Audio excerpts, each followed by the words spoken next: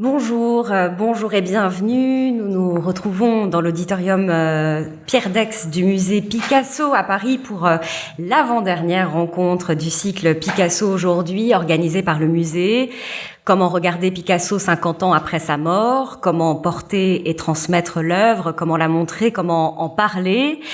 Avant de terminer ce cycle en questionnant le rôle du musée, des musées, nous allons ouvrir une forme de conclusion provisoire où il sera encore une fois question de Picasso, mais pas seulement de Picasso. Nous avons bien vu à quel point ces différentes discussions ouvraient des questions plus larges sur la figure de l'artiste, la représentation, la réception, la manière dont le regard, les attentes peuvent évoluer.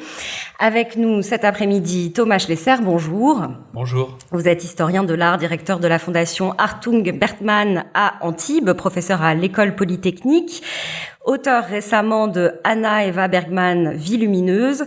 Vous êtes connu aussi pour votre livre L'art face à la censure, paru en 2011 et réédité dans une version augmentée et actualisée chez Beaux-Arts Éditions en 2019. À vos côtés, Gisèle Sapiro, bonjour à vous. Bonjour. Sociologue, directrice de recherche au CNRS, directrice d'études à l'EHESS. Parmi vos ouvrages, La responsabilité de l'écrivain, littérature, droit et morale en France, 19e, 21e siècle, Les écrivains et la politique en France, de l'affaire Dreyfus à la guerre d'Algérie, Des mots qui tuent, la responsabilité de l'intellectuel en temps de crise, 1944-1945, et Peut-on dissocier l'œuvre de l'auteur, paru fin 2020 au Seuil. Alors vous travaillez, Gisèle Sapiro, principalement sur la littérature et les mondes intellectuels. Dans ce livre-là, Peut-on dissocier l'œuvre de l'auteur? Il y a des écrivains, des philosophes, mais aussi des cinéastes, quelques musiciens. En peinture, vous évoquez Gauguin, vous évoquez Émile Nolde, vous citez Picasso, mais vous ne vous arrêtez pas sur son cas. Est-ce parce qu'il n'était pas possible de mettre tout le monde, vous avez fait des choix, ou est-ce parce que, selon vous, il n'était pas un cas dont la présence s'imposait dans cet ouvrage? Et est-ce que, si vous deviez augmenter votre livre aujourd'hui, vous intégreriez Picasso? Oui, alors certainement, la question de dissocier ou pas l'œuvre de l'auteur se pose pour tous les artistes, qui posent problème ou pas. Je veux dire, je ne dissocie pas l'œuvre de l'artiste dans le cas d'Annie Ernaux et justement, ça permet aussi d'expliquer des choses de l'œuvre. Étant sociologue, je prends en compte certains aspects biographiques, mais pas la biographie au sens traditionnel. Je voudrais dire en même temps que je suis sociologue, de plus de la littérature, mais je ne réduis pas non plus l'œuvre à la trajectoire biographique d'un artiste et aux éléments de vie, puisque un artiste ne crée pas dans un vacuum ou dans la singularité absolue. Il arrive dans un espace qui est déjà structuré par un ensemble de possibles, et je ne pense pas qu'on puisse lire les œuvres uniquement au prisme de la biographie. Maintenant, concernant, j'aurais pu le mettre au titre des scandales dont je traite. C'est vrai que les scandales dont je traite, ils concernent des affaires qui relèvent soit de la pédocriminalité au chapitre 4, soit des engagements racistes, nazis, enfin voilà. Donc ce sont des cas assez extrêmes. J'ai un chapitre consacré à Handke parce qu'il y a eu un énorme débat autour du Nobel et que la question de la consécration m'intéressait. Beaucoup de cas sont des cas d'actualité, mais ce sont aussi des affaires qui sont revenues. J'essaie d'analyser le cas Handke pour arriver à la conclusion que je ne le mettrai pas dans la même catégorie que ceux dont il est question au chapitre précédent, c'est-à-dire des cas de Heidegger, parce que l'accusation qui lui est faite de négationnisme n'est pas fondée sur... on ne peut pas en faire la preuve, même si j'essaie de montrer qu'il a une rhétorique un peu douteuse, voire, et donc là c'est une analyse de près. Mais en fait, ce livre, il ne s'agit pas de faire un panorama exhaustif, il s'agit plutôt de voir les types d'arguments qui sont mobilisés dans les débats, et j'en viendrai, mais je tiens à préciser que je ne suis pas spécialiste d'histoire de l'art, donc je ne m'avancerai pas trop, mais de ce que je sais, de ce que j'ai lu, c'est vrai que pour moi, il y a quand même une différence dans le cas Picasso, qui peut être tout à fait constitué, je comprends très bien, par les féministes comme un paradigme du rapport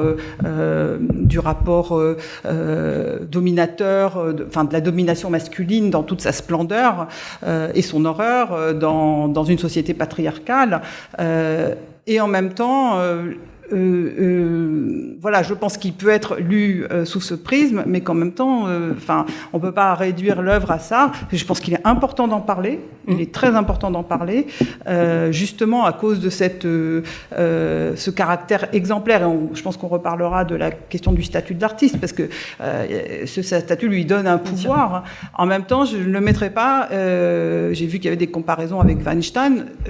Je ne pense pas qu'il soit dans la même catégorie que ces hommes prédateurs qui utilisent leur gloire pour séduire toutes les jeunes filles, mais juste pour les faire passer comme une sorte de les faire passer à la casserole. Ça n'est pas ça. C'est un amoureux, il est passionné, il est terrible dans son rapport aux femmes. Il veut les dominer complètement. Enfin, on peut dire c'est la face obscure de l'amour, la possession totale. Il ne rêve que de les isoler, voilà. Donc évidemment, c'est un cas intéressant, mais en même temps, je ne le mettrai pas exactement dans les mêmes catégories, parce que ce ne sont pas des femmes. C'est vrai qu'il rencontre Marie-Thérèse, elle a 17 ans, mais c'est pas une mineure c'est mineur légalement, mais elle n'a pas 13 ans, quoi. Voilà.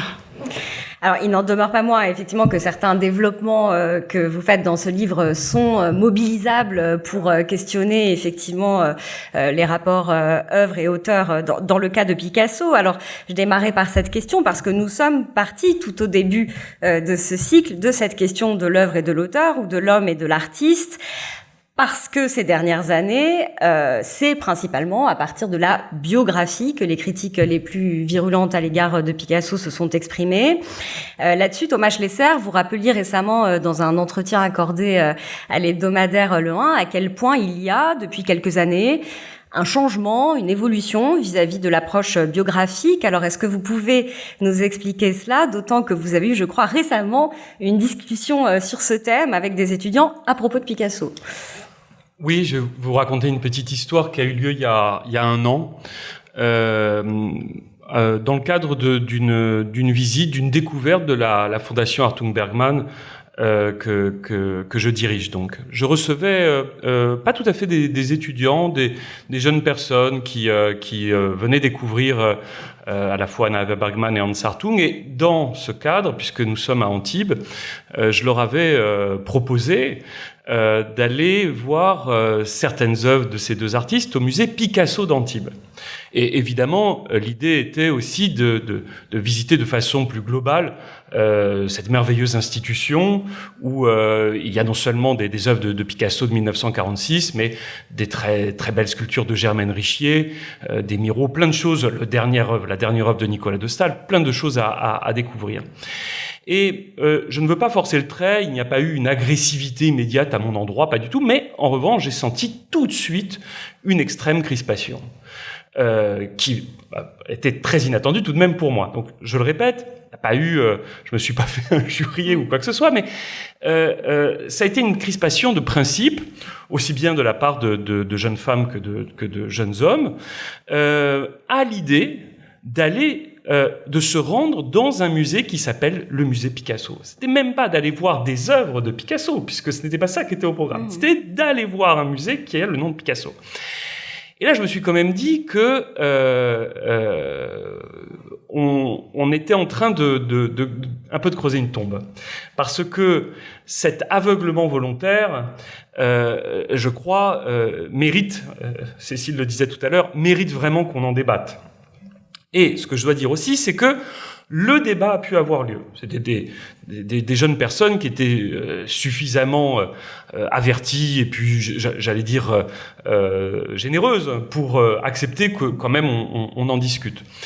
Et je leur ai dit la chose suivante, parce que la crispation a porté immédiatement sur le problème, en effet, de la confusion entre l'homme et l'œuvre. Et l'argument qui m'était renvoyé, que j'ai souvent entendu dans la bouche également d'étudiants, c'est que cette distinction était en fait une formule magique qui avait été créée pour légitimer tous les travers des artistes, et en particulier des artistes de genre masculin. Et donc j'aurais expliqué la chose suivante, c'est que moi, dans mes études secondaires, donc en gros de 1995 au début des années 2000, j'ai été amené à apprendre que à partir des années 60-70, il y a eu une grande vague, disons, méthodologique pour faire disparaître l'auteur, alors pour plein de raisons qui sont extrêmement variées, et avec en plus des intellectuels aussi différents que Blanchot, Barthes, Foucault, qui évidemment ne se confondent pas. Il y aurait plein de subtilités à apporter, et Gisèle Sapiro pourra tout à fait le dire si elle le souhaite après. Mais ce que j'avais appris de façon globale, c'est que cette disparition, cette mort de l'auteur, cette mise à l'écart de l'auteur, était une manière de redonner du pouvoir au lecteur ou au regardeur.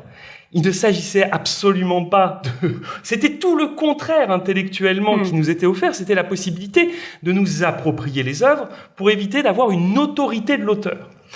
Et donc, leur expliquant cela, j'aurais dit, vous voyez, je comprends votre colère, etc., mais vous ne pouvez pas, si vous faites l'économie de ce qu'a été l'importance théorique de cette dissociation, eh ben, vous passez un petit peu à côté de certaines clés de lecture intellectuelle. Voilà.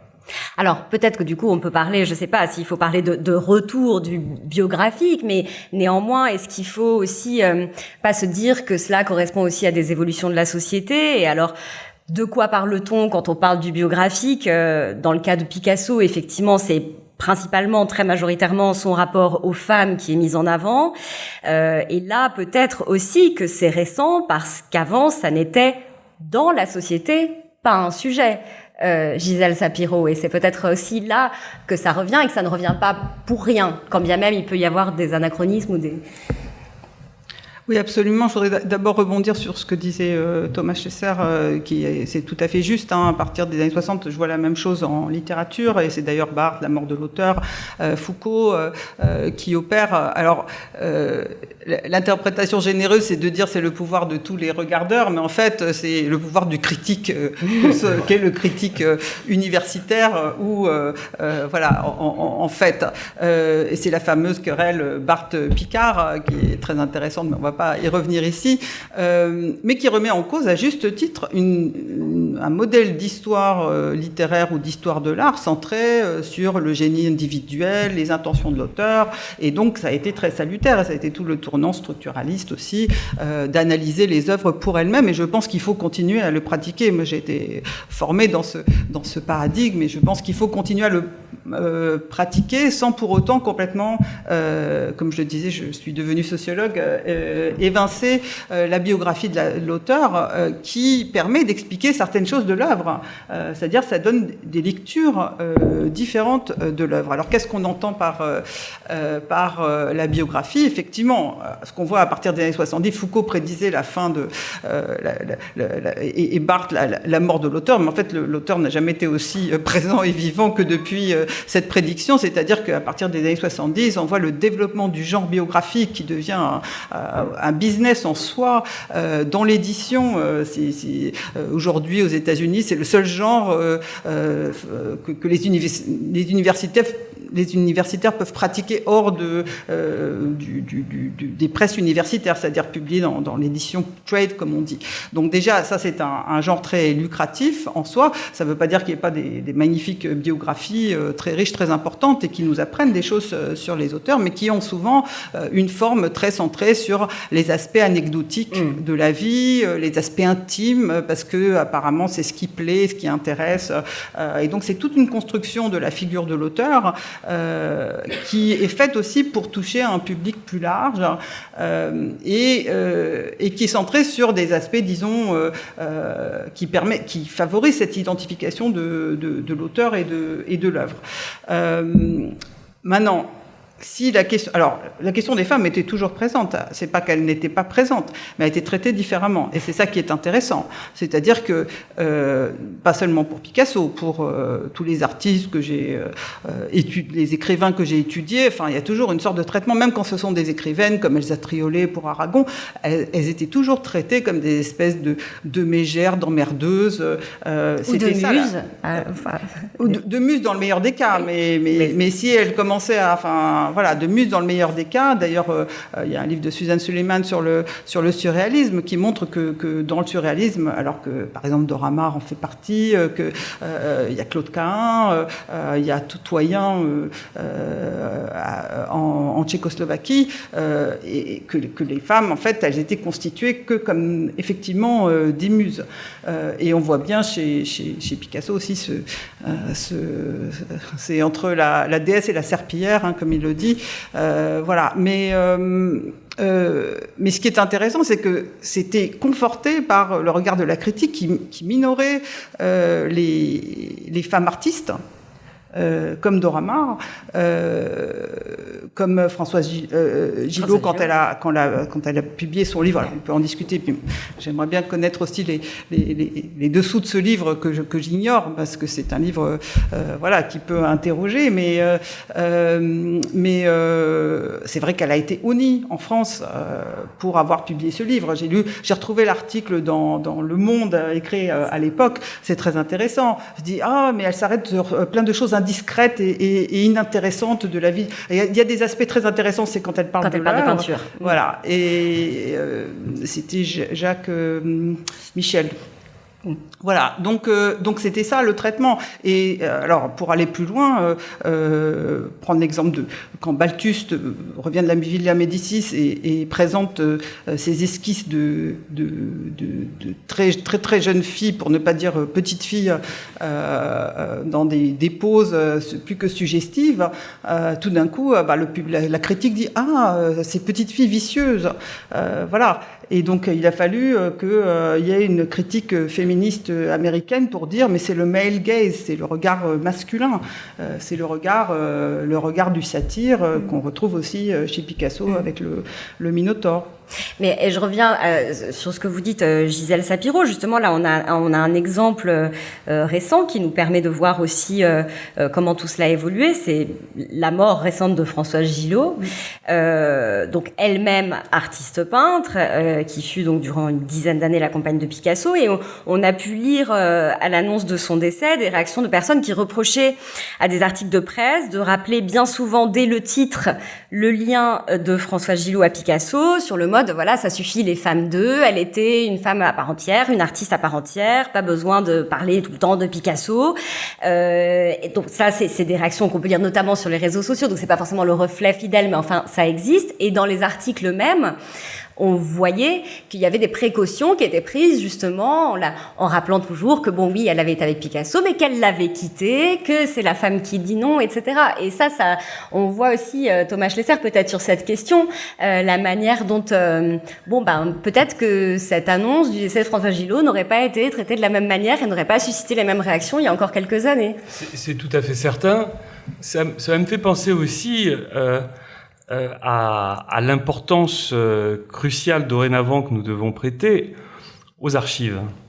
Parce que si le biographique redevient un critère d'appréciation dominant, pourquoi pas, je dis pas que j'en suis follement heureux à titre personnel, mais pourquoi pas, alors il faut quand même faire bien le travail. Et ça, c'est le point positif que je vois dans toute cette affaire, c'est que ça permet de rappeler que pour écrire du biographique, il faut faire de la recherche. De la recherche, c'est-à-dire un travail dans des boîtes, sur des lettres, sur des documents, et croiser l'ensemble de ces informations pour arriver au plus près de la réalité. Si je dis ça, d'une forme de réalité ou de vérité, bien évidemment qu'il n'y en a pas dans l'absolu, mais en tout cas être le plus sincère dans cette démarche.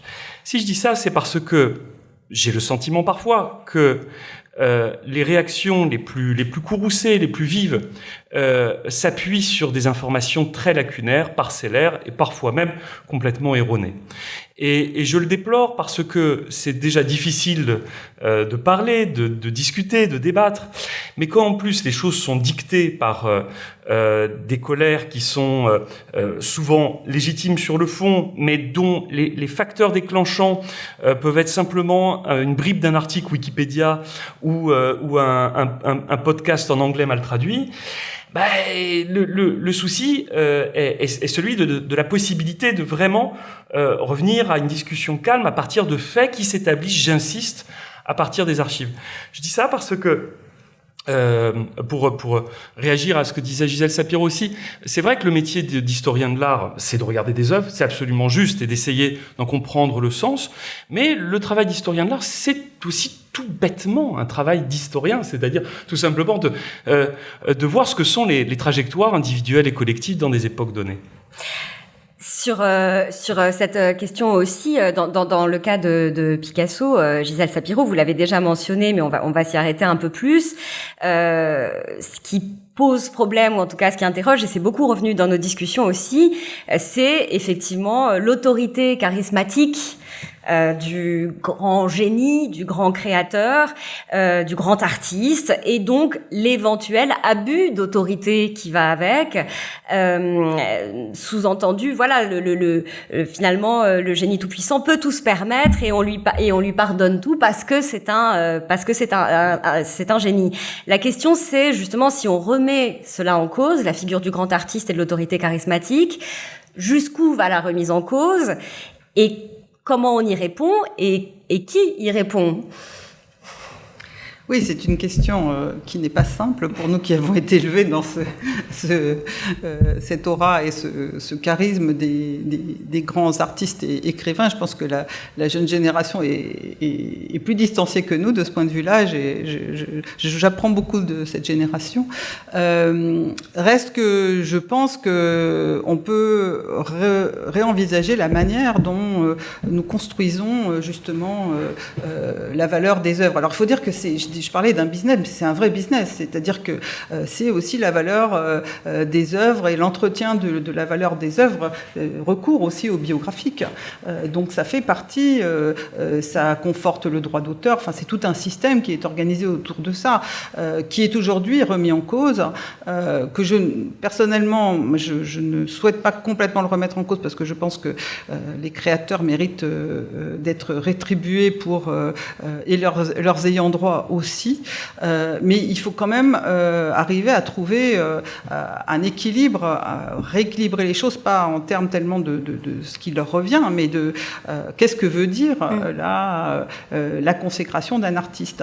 Et c'est vrai qu'on a constitué les artistes et les écrivains en des espèces d'héros culturels, de héros culturels de la nation. Hein. Ça fait partie de la construction de la République, de la laïcisation, hein, à partir du moment où on laïcisait, on construisait une morale républicaine civique en France, mais c'est ailleurs. Il fallait remplacer les figures d'admiration et on voit qui rentre au Panthéon à partir de Victor Hugo, à partir de 81. Enfin voilà.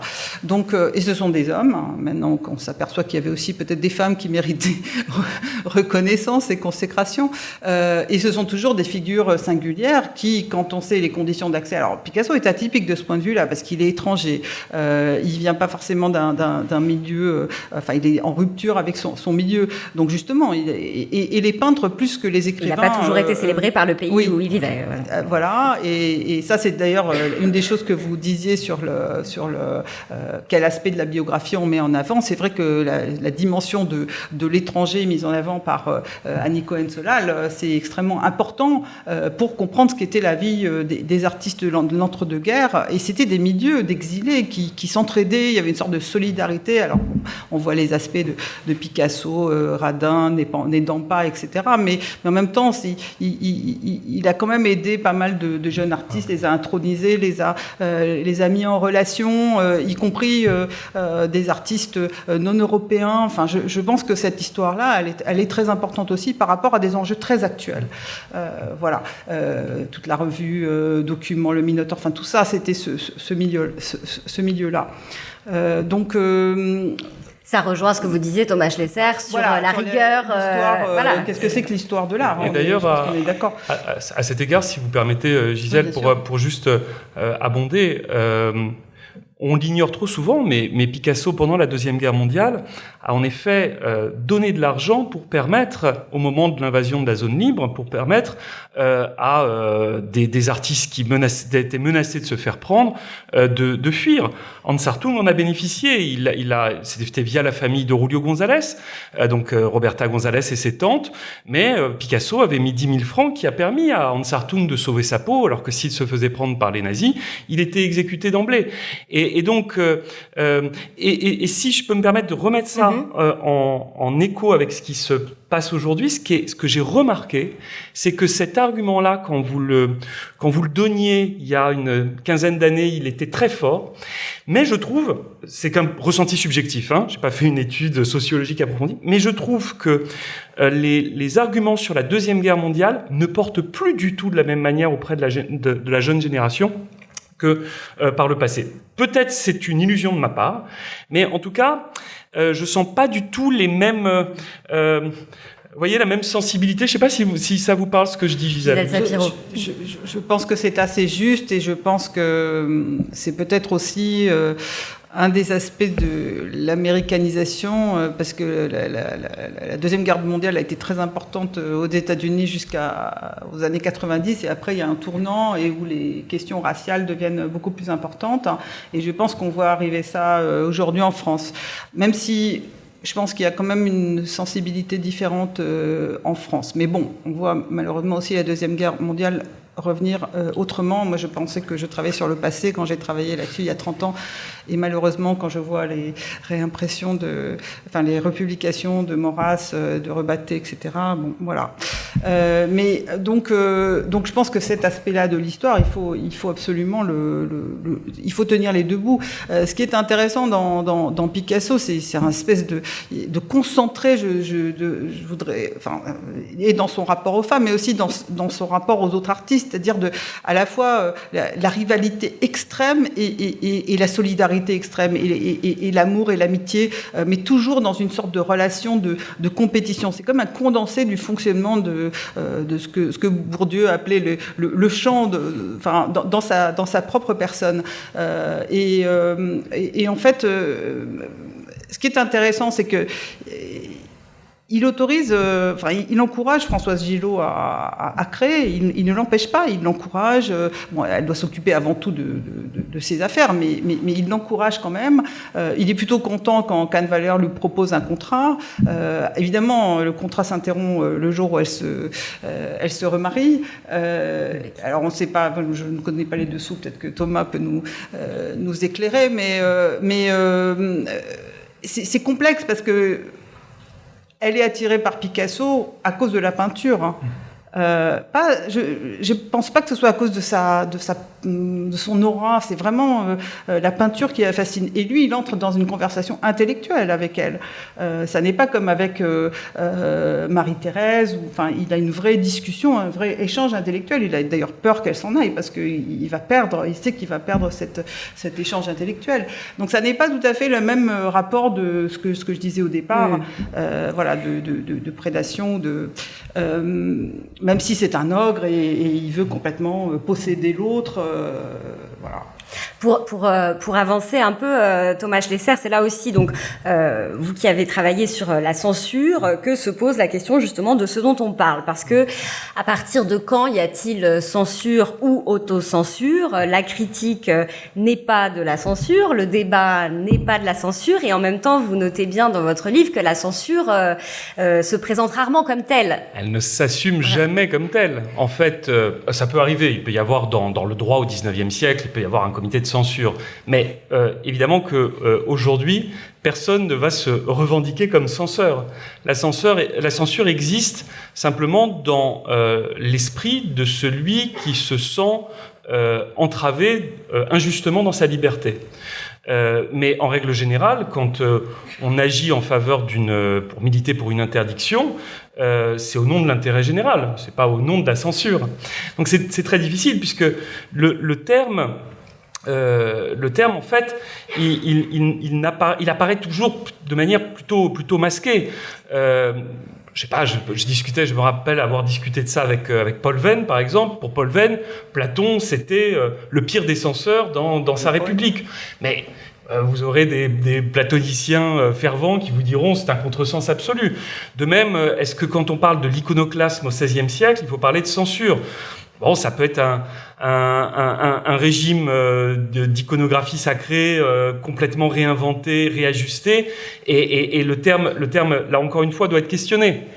Et aujourd'hui, j'insiste, on va très facilement s'imaginer soi-même comme œuvrant pour la défense des minorités et sans s'imaginer qu'on est soi-même un censeur. C'est très difficile de se dire je suis le censeur. Mais justement, oui. Vous qui avez travaillé sur la très longue durée, sur cette question, est-ce que, alors c'est peut-être difficile à dire, mais justement, comme vous avez un peu de recul, est-ce que vous avez l'impression, là vous terminez votre livre sur les années 2010, en gros, et on voit bien que votre conclusion, elle n'est pas très optimiste, et que vous... En fait, je vais vous dire... Est-ce qu'il y a une évolution justement de ce point de vue? Est-ce qu'on est dans un moment où la censure ou l'autocensure guette plus qu'à d'autres moments? Je vais vous faire 2 éléments de réponse. La première chose, c'est que c'est la conclusion de l'édition de 2019, et j'ai forcé la chose parce que ma conclusion dans l'édition de 2011 était en réalité un peu naïve. Je vais vous dire pourquoi. C'est que j'avais l'impression que le combat était définitivement gagné pour la liberté d'expression. Et je me disais, au fond, aujourd'hui, les artistes sont dans une position un peu facile, où ils peuvent dire, vous savez, le lieu commun, ils peuvent dire tout ce qu'ils veulent, de toute façon, l'institution va les adouber, etc. Et je dois vous dire que c'est vrai, après, et je disais dans la première conclusion, je disais qu'il est loin le temps où on risquait sa vie ou la prison pour quelques sonnets ou une caricature. Bon. Et après les attentats de 2015, j'ai souvent été ressollicité pour ce livre, et je me disais c'est pas possible que je vienne légitimement m'exprimer avec une conclusion aussi maladroite, aussi faible, aussi périmée. Et donc, j'ai refait une conclusion, en effet, un petit peu plus trapue. Alors, ça, c'est la première chose sur le plan personnel. Sur l'analyse de fond, bien évidemment que pour en parler fréquemment, j'ai le sentiment, à la fois chez les artistes, mais dans toutes les sphères du domaine culturel, qu'il y a de plus en plus d'autocensure. Parce qu'on me le dit, tout simplement. On me dit, je ne vais pas oser. Et donc, pourquoi est-ce que je suis raisonnablement pessimiste? Raisonnablement, parce qu'il ne faut pas non plus... Oui. C'est que c'est très, très difficile de rebasculer dans l'autre sens. Une fois qu'il y a un grignotage des libertés, en fait, on s'y habitue très, très vite. Et l'autocensure, elle est de même extrêmement difficile à s'avouer à soi-même. On ne veut pas s'imaginer comme étant quelqu'un qui freine sa liberté ou qui dise non à sa propre émancipation. C'est psychologiquement intolérable. Donc, il faut faire preuve d'introspection, d'un peu de courage, je pense. Mais là encore, je veux pas non plus noircir le tableau. Il y a plein de gens qui sont, qui quand même garde l'énergie pour. Parce que ce qu'il y a dans votre livre aussi... Alors, attendez, réagissez, puis je vous repose une question après. Allez-y. Oui, moi, je voulais parler aussi de la question de la censure, mais moi, j'ai une trajectoire un peu inverse. J'ai publié aussi en 2011 La responsabilité de l'écrivain, qui était un livre pour montrer le rôle des écrivains dans la défense de la liberté d'expression. Et je me suis trouvée un peu embarrassée dans la dernière partie sur l'épuration, et j'ai voulu même la retirer. D'ailleurs, je l'ai republiée séparément, parce qu'elle posait des problèmes à cette question de la liberté d'expression. Je ne vais pas développer ça maintenant, mais c'était notamment dans un entretien que j'avais fait à l'époque avec Charlie Hebdo que ça s'est un peu aiguisé. C'est-à-dire une des questions qu'ils m'ont posées en toute... alors c'est 2011, hein, c'est une question qui se posait, c'était est-ce que la question de la liberté d'expression, est-ce que les intellectuels d'extrême droite qui revendiquent la liberté d'expression pour la liberté d'exprimer des propos racistes, est-ce qu'ils s'inscrivent dans cette tradition de la défense de l'autonomie de la littérature? Et là, ça m'a fait vraiment réfléchir. Et ça m'a fait réfléchir. C'est vrai qu'on a une loi depuis 72 qui interdit ces propos, que quand Céline a écrit ses pamphlets, cette loi n'existait pas. Elle a été votée, la première loi est en 39. Et ça m'a fait réfléchir, et je me suis dit, il y a quand même un type de discours où je ne suis pas prête à accorder la liberté d'expression, c'est tous les discours qui stigmatisent des groupes de population vulnérables, parce que la stigmatisation peut non pas causer, mais légitimer des formes de déshumanisation qui est toujours une étape préalable au massacre de masse. Hein. Ça a été étudié par Abraham de Swan. Voilà. Et donc, ça se reconnectait du coup avec les procès d'épuration de manière assez claire, d'autant plus que sous l'occupation, en fait, ces intellectuels avaient le monopole de la parole, donc leur parole avait une autorité immense. Alors, concernant de manière plus générale, qu'est-ce qu'on appelle censure ou pas? Moi, je ne pense pas qu'on puisse appeler censure quelque chose qui n'a pas de pouvoir en tant que tel d'imposition. C'est-à-dire la censure, pour moi, c'est l'État, ou les institutions, l'Église qui ont le pouvoir d'interdire, en fait. Donc, on peut parler de censure quand des revendications de censure, par exemple, les ligues de moralité passent leur temps, on oublie de le dire, hein, aux États-Unis, à produire toutes les ligues conservatrices, à essayer de faire interdire des livres dans les écoles ou dans les bibliothèques, parce que pour offense aux mœurs, voilà. Mais pour moi, ça n'est pas du même ordre que la question du racisme ou de la pédocriminalité ou de tout ce qui est les violences faites aux femmes. Alors aujourd'hui, il y a le sexisme en tant que tel n'est pas vraiment interdit, mais ça fait partie de la loi. C'est-à-dire la loi est en train de s'élargir au niveau européen à pas seulement la question de l'identité ethnique, mais aussi la religion. Ça, c'était dans la loi 72, mais aussi le genre et l'orientation sexuelle. Hein. Donc ça, c'est déjà codifié comme quelque chose qui ne peut pas être stigmatisé. Voilà. Donc, ce que je voudrais dire aussi, c'est que les lois, souvent on dit oui, bon, d'accord, ce qui est illégal est illégal, mais il faut rappeler que il y a plein de choses qui n'étaient pas illégales. Je l'ai rappelé pour la loi pour le racisme dans le passé, que ce sont des revendications qui ont fait que le viol conjugal n'était pas reconnu jusqu'en 1990.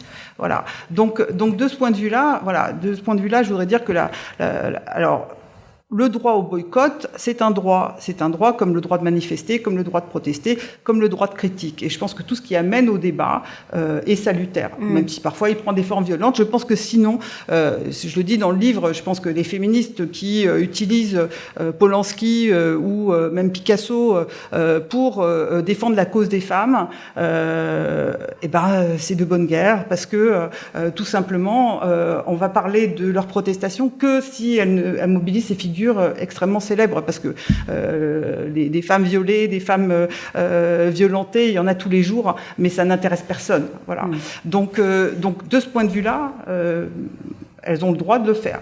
C'est très différent quand ça peut conduire à, comme c'est le cas aux États-Unis, c'est pas le cas en France que je sache, à de la censure, des interdictions. Et donc dans ce cas-là, je pense que c'est là qu'il faudrait discuter. Et d'ailleurs, souvent, ce que montrait Laure Murat dans son livre, ces interdictions, c'est pas du tout pour des questions finalement morales, c'est que pour des questions économiques aux États-Unis. Voilà. Donc comme je disais, il y a des enjeux économiques derrière tout ça dont il faut aussi parler. Mais ce dont je voulais qu'on parle aussi, c'est que, et ça, c'est un peu là dans ce que vous dites, c'est-à-dire que c'est ce que vous mettez aussi en exergue dans votre livre, c'est qu'il y a la question de l'œuvre et l'auteur, et il y a la question de la morale de l'œuvre en tant que telle. Et là, c'est aussi quelque chose sur lequel je voudrais vous entendre, Thomas Schlesser, parce que c'est le pouvoir qu'on accorde aux images quelque part. C'est-à-dire, justement, alors Gisèle Sapiro, vous vous rappelez bien dans votre livre, que représentation n'est pas apologie. N'empêche qu'il peut y avoir aussi des interprétations différentes et vous parliez par exemple des représentations de scènes de viol. Pour certains, ça va être une représentation, d'autres vont penser que c'est une apologie, vont se sentir heurtés, vont trouver que ça n'a rien à faire là, qu'il faut prendre des précautions, etc. Donc, sur cette question du pouvoir qu'on accorde aux images, Thomas Schlesser, comment on s'en sort aussi, parce que tout ça met en jeu la subjectivité, le vécu, la sensibilité de la personne qui regarde. Bien sûr. Et donc chacun peut être offensé par des choses différentes. Bien aussi. sûr. Juste un petit point comme ça de recul historique sur le pouvoir des images. On voit naître notamment au XIXe siècle cette idée de l'image matricielle, performative, où au fond ce que l'on montre à la société va finir par agir sur elle de sorte qu'elle se conformera à l'image regardée. On trouve ça chez les Saint-Simoniens, c'est extrêmement présent. On peut retrouver ça dans les discours de Jaurès. Et puis c'est quelque chose qui infuse également dans les grands discours totalitaires. Par exemple, l'un des grands théoriciens du nazisme, Alfred Rosenberg, va précisément attaquer Picasso sur ce registre-là. C'est-à-dire que Rosenberg, en 1930, explique que c'est en plusieurs temps. Il dit d'abord que Picasso était inspiré par les maîtres, donc plutôt une tradition savante et louable. Et puis ensuite, il explique.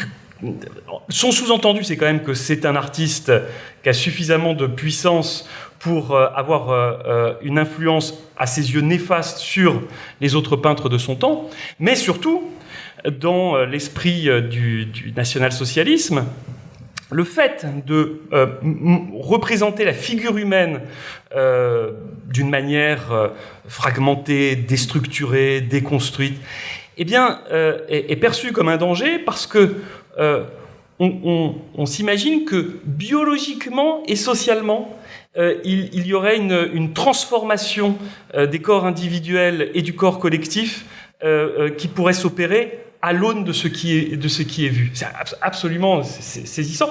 Et donc voilà.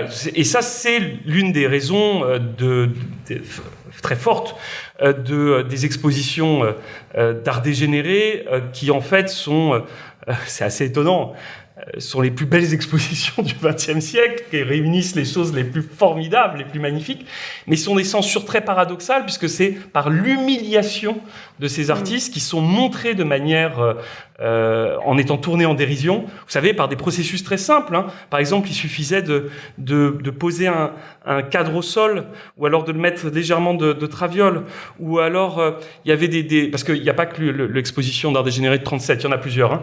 Et juste pour rebondir sur la dimension économique qu'évoquait Gisèle Sapiro, en un mot, il y avait aussi certains tableaux qui étaient montrés avec le prix que la République de Weimar avait payé à l'époque pour donner le sentiment, vous avez vu ce qu'on a fait de votre argent. Pour bientôt terminer, Gisèle Sapiro, et sur cette question du pouvoir des images et de représentation versus apologie, on a eu un exemple extrême récemment avec l'exposition Myriam Khan, Ma pensée sérielle au Palais de Tokyo. Alors elle était venue ici, Myriam Khan, c'était quelques jours avant l'ouverture de son exposition. Donc je rappelle en quelques mots, donc une campagne, on va dire, qui a commencé sur les réseaux sociaux, notamment via une députée RN contre l'un des tableaux, Fuck Abstraction. Donc cette députée dénonçait une scène de pédocriminalité. Il y a des associations de défense des droits de l'enfant qui ont demandé le décrochage du tableau. Elles ont été déboutées. Et puis finalement, le tableau en question a été attaqué, dégradé par un homme, un ancien militant Front National. Comment est-ce que vous regardez cette affaire, Gisèle Sapiro, de ce point de vue-là? Là, on est vraiment sur la question de la morale de l'œuvre, parce que personne reproche à Myriam Khan d'être elle-même une pédocriminelle ou d'avoir sa biographie n'est pas convoquée. C'est vraiment ce qu'elle nous montre qui pose problème. Oui, alors qui pose problème à certains, oui. parce que on dénonce une soi-disant représentation complètement décontextualisée de l'exposition dont elle se trouve et même du tableau, puisque c'est une scène de guerre et c'est une scène de violence qui représente ce qui se passe et qui est une forme de dénonciation de la guerre. C'est vrai que c'est troublant, c'est vrai que c'est choquant. Il n'est pas dit que ce soit un enfant, mais c'est vrai que ça y ressemble fortement. C'est aussi les rapports de mesure, on voit, entre l'agresseur et la victime. Moi, dans le livre, je traite de l'affaire Exhibit B de Brett Bailey, où moi j'avais vu cette exposition à Avignon avant qu'il y ait le débat. Et je veux dire, il y avait mais vraiment aucun doute sur le message de cette exposition. Et non seulement l'accusation qui a été faite de pose passive n'était pas. Rappelez-nous peut-être un petit peu. Oui, je vais rappeler. En fait, Brett Bailey avait reconstitué les zoos humains des expositions coloniales, enfin des expositions de l'époque où des humains étaient enchaînés comme des animaux, évidemment d'origine africaine. Alors c'est vrai que on peut réfléchir à ce parti pris et en discuter, mais ce qui était très clair, c'était que ça n'était pas une simple reconstitution, c'est-à-dire que les acteurs qui avaient accepté de performer, de faire cette performance, regardaient le public d'une manière accusatrice. Donc il y avait quelque chose qui était de l'ordre, et puis ça se terminait sur des migrants renvoyés dans les avions chez eux, donc avec la dimension postcoloniale très claire. Et en plus on sortait de l'exposition de la performance, je préfère appeler ça comme ça, et il y avait collés au mur des textes des acteurs et actrices qui expliquaient pourquoi ils avaient accepté de performer et puis on sortait vraiment, les gens étaient en larmes.